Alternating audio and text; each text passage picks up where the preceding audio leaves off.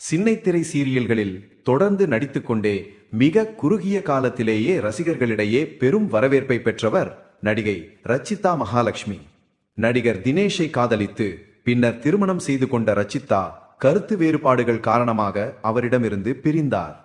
அதன் பின்பு பிக்பாஸ் நிகழ்ச்சியில் போட்டியாளராக கலந்து கொண்ட அவர் தனது ஸ்ட்ரெயிட் ஃபார்வர்ட் நசுக்கத்தால் அனைவரது கவனத்தையும் ஈர்த்தார்.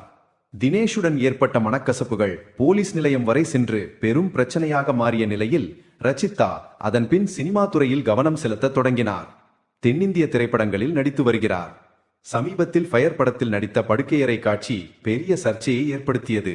ஆனாலும் சர்ச்சையை புறக்கணித்து தனது கெரியரை சமநிலைப்படுத்தி முன்னேறி கொண்டிருக்கிறார் ரச்சிதா. அதுபோல் சமீபத்தில் ஒரு புதிய படத்தில் கமிட் ஆகி அதன் பூஜை நிகழ்வில் கலந்து கொண்டார். அப்போது அணிந்திருந்த சேலையில் எடுத்த படங்களை சமூக வலைதளங்களில் பகிர்ந்த அவர் மீண்டும் ஒரு முறை ரசிகர்கள் கவனத்தை தன் பக்கம் திருப்பி வைத்திருக்கிறார்.